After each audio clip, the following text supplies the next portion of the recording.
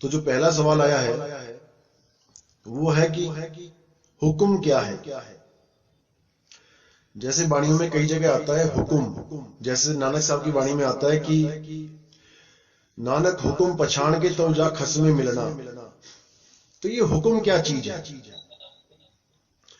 कई लोग इसको समझ लेते हैं कि हुक्म का मतलब है जैसे हम किसी को हुक्म देते हैं, कोई राजा किसी प्रजा को हुक्म देता है या कोई पिता अपने पुत्र को हुक्म दे देता है। ये बिल्कुल नादानी है।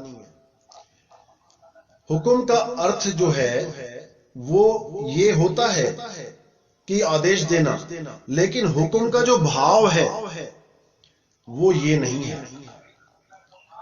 हुक्म बोला गया है उस सर्वशक्तिमान के लिए, उस सार शब्द सतगुरु के लिए। नानक हुक्म पछाण के तव जा खसमे मिलना, यानी उस शब्द गुरु को पहचान के, उस सच्चे शब्द को पहचान के तब ही आप परमात्मा में लीन हो सकते हो, क्योंकि हुक्म ही परमात्मा है, हुक्म ही सार शब्द है, बस उसको पहचानना होता है। क्योंकि दुनियावी हुक्म शब्दों से चलते हैं। मैंने कुछ हुक्म दिया बोल के, मैंने कुछ बोल के हुक्म दिया तो आप समझोगे कि हाँ भाई मुझे किसी ने हुक्म दिया है। लेकिन जो बाबा नानक हुक्म की बात करते हैं वो हुक्म बोल के नहीं होता है। वो अखा वाजो वेखना बिन कन्ना सुनना, पैरा वाजो चलना बिन हत्था करना, जीवा वाजो बोलना यू जीवित मरना, नानक हुक्म पछाण के तब जा खसमे नो मिलना। नानक हुक्म पहचान गया, यानी कि उस हुक्म को, उस शब्द को पहचानो जो मुंह से बोला नहीं जा सकता, कानों से सुना नहीं जा सकता, उसकी बात की गई है। लेकिन कई लोग हुक्म को तीसरा राम बना के बैठ गए हैं और चौथा राम कुछ और बना दिया है। तो चलो जैसी जिसकी बुद्धि परमात्मा ने दी, लेकिन हर चीज को क्लियर करना चाहिए। अब ये लोग कहते हैं कि ये दुनिया परमात्मा ने बनाई, 84 लाख जूने परमात्मा ने बनाई, ये कुत्ते हाथी घोड़ा बिल्ली ये सब परमात्मा ने बनाए, जरूरत क्या थी परमात्मा को, मुझे कोई ये बता दे। अगर परमात्मा को दुनिया ही बनानी थी तो अच्छी बात है, बना दी, लेकिन उसमें 84 लाख बार जानवर बनाया जा रहा है हमें, और केवल एक बार इंसान जन्म दिया जा रहा है। तो ये हमारे पिता के लक्षण तो नहीं है भाई। अगर हमारा पिता भी हो, इतना निर्दयी तो नहीं हो सकता कि 84 लाख बार हमें दुख दे और केवल एक बार हमें मौका दे दुख से पार होने का, वो भी हम नहीं, उस मौके को नहीं हम समझ पाए, चूक गए, तो फिर 84 लाख में चले गए। भाई ऐसे लक्षण तो नहीं है परमात्मा के। तो बोला जाता है लख 84 जून बनाई, मानस को प्रभ दी पड़ियाई, इस पौड़ी ते जो नर चूके आए जाए दुख पाए। मतलब पहले 84 लाख जूने बना दी, उसके बाद एक जन्म दे दिया मनुष्य का।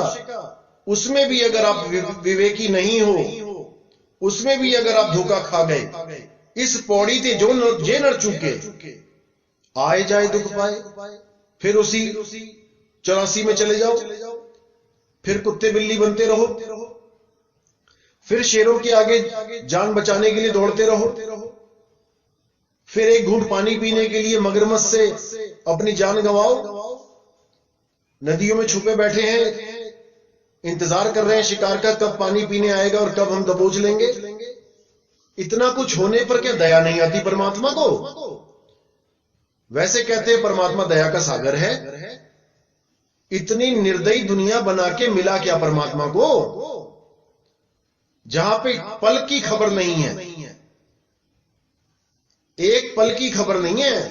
इस मृत्यु लोक में, इस काल के लोक में हर संत ने इस दुनिया को काल की दुनिया बोला है, काल का लोक बोला है, और लोग इसको परमात्मा की दुनिया बना के बैठे हैं कि परमात्मा ने हुक्म दिया है कि दुनिया बनाओ ऐसी।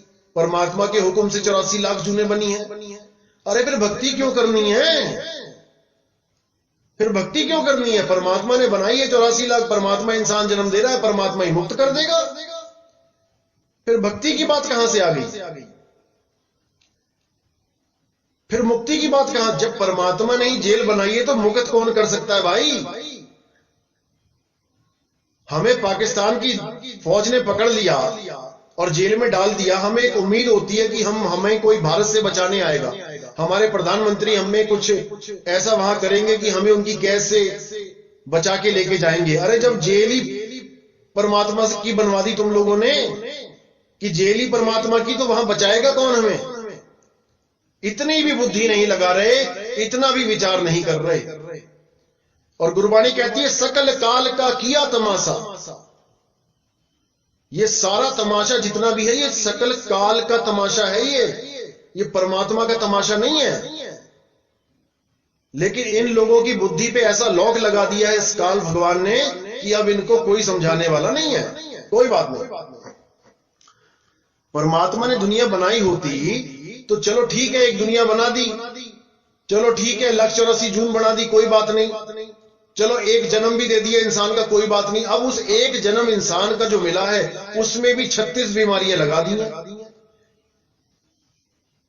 मैं कहता हूं चलो काम क्रोध लोभ मोह अहंकार हमने खुद से पैदा कर दिया, ठीक है, मान लिया। लेकिन ये सोना चांदी हीरे जवाहरात ये तो हमने पैदा नहीं किए। अरे इसी से नहीं पीछा छूट रहा किसी का। सोने के पीछे भाग रहा है, चांदी के पीछे भाग रहा है।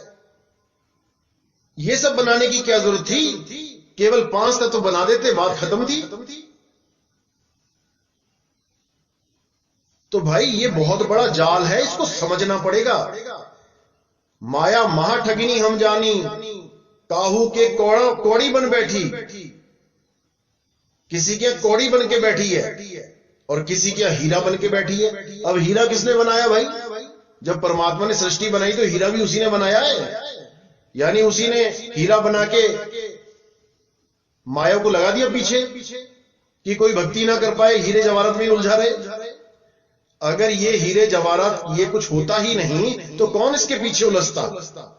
सब अपना भक्ति करते निकल जाते। लेकिन ऐसी माया की ये दौड़ लगी है, कोई नहीं समझ पा रहा है कि हम आ कहां गए, फंस कहां गए। तो इसको समझना है अच्छी तरह।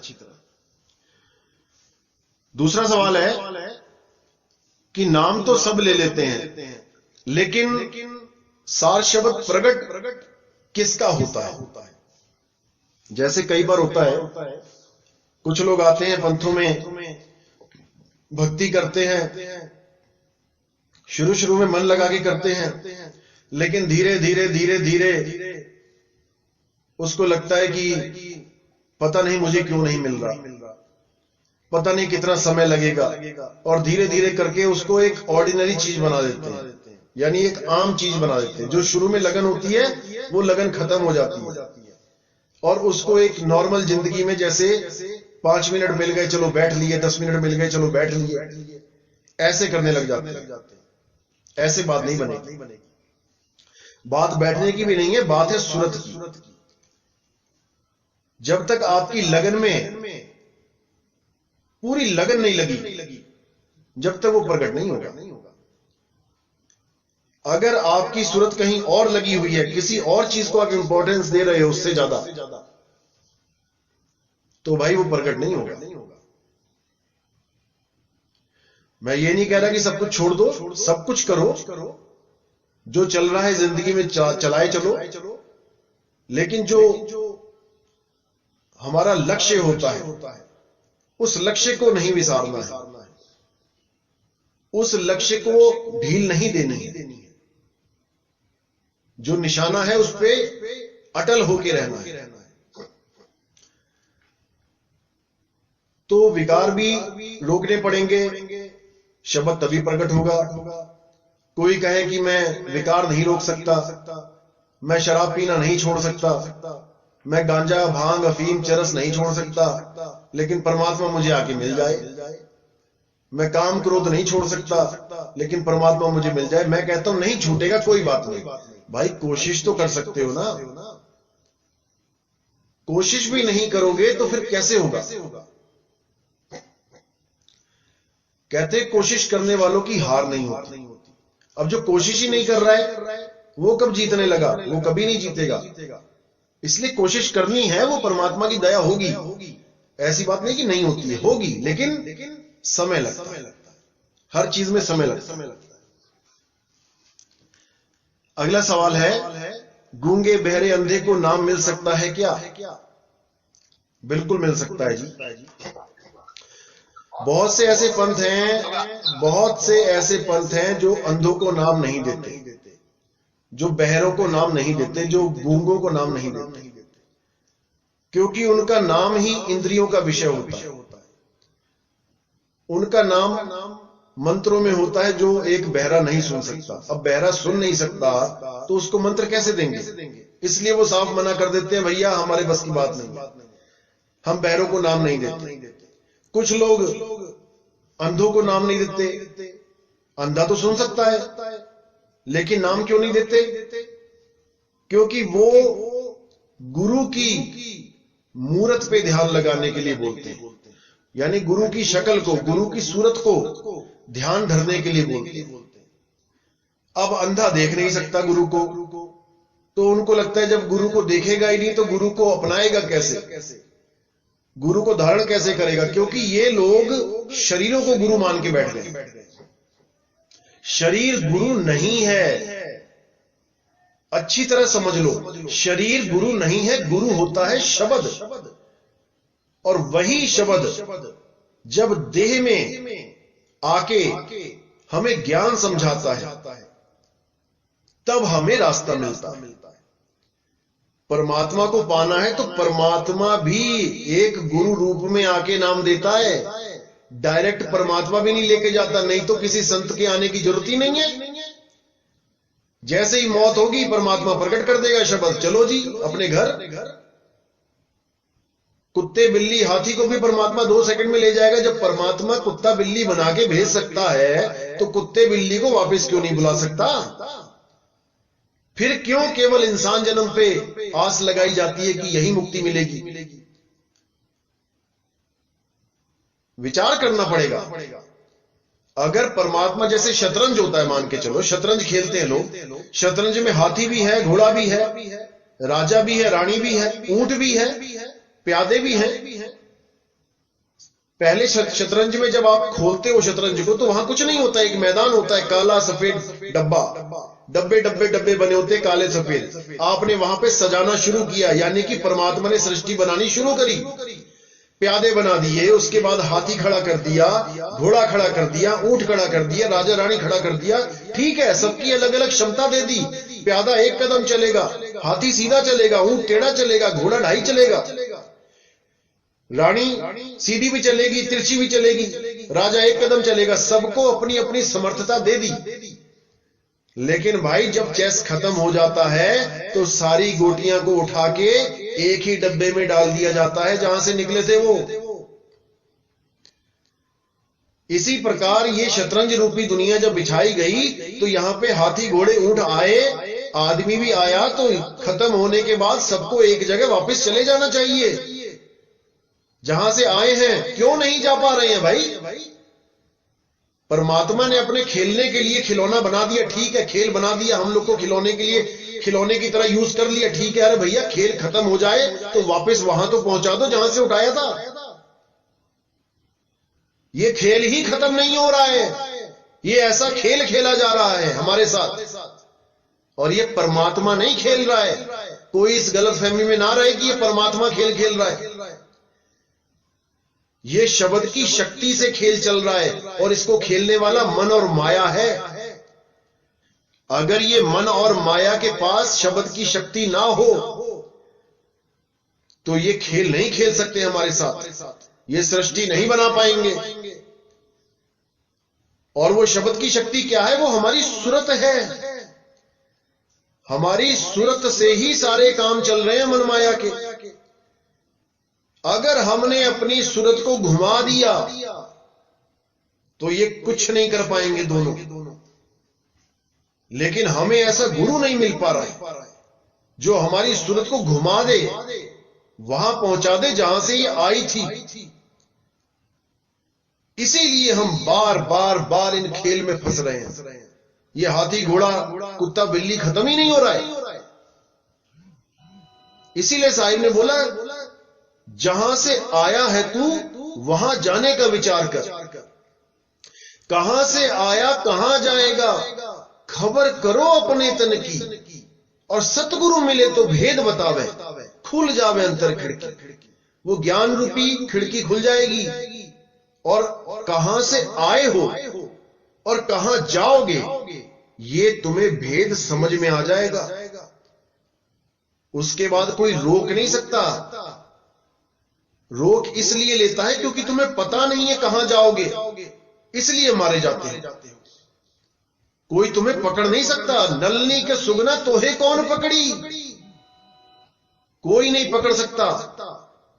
लेकिन पकड़ हमने लिया है इन 5 तत्वों को, इस मन और माया को। जैसे आपको कोई जेल में बंद कर दे या किसी कमरे में आपको बंद कर दे, ताला लगा दे, तो आपके शरीर को तो वो रोक सकता है, रोक दिया। अगर कमरे से बाहर निकलना है, यानी आपके शरीर को कमरे से बाहर निकालना है, या दरवाजा तोड़ोगे या खिड़की तोड़ोगे, रोशनदान तोड़ोगे या दीवार तोड़ोगे या छत तोड़ोगे, या नीचे जमीन से खुदाई करके एक गुफा बना लोगे, निकलने के लिए सुरंग बनाओगे। तुम्हारे शरीर को, तत्व को तत्वों ने रोक लिया, दीवार रूपी तत्व ने रोक लिया, ईंट पत्थर सीमेंट आदि तत्वों ने तत्व को रोक लिया, अंदर नहीं निकल सकते। लेकिन क्या तुम्हारी सूरत को कोई रोक सकता है? अरे तुम जेल में बैठे बैठे अपने घर तक सूरत पहुंचा सकते हो, कोई उसको रोक सकता है क्या? कोई नहीं रोक सकता। और याद रखना, जहां तुम्हारी सूरत होती है वहीं तुम होते हो। तुम्हारा शरीर कहीं भी पड़ा हो, इससे कोई फर्क नहीं पड़ता। तुम्हारी सूरत कहां है वहां पे तुम हो।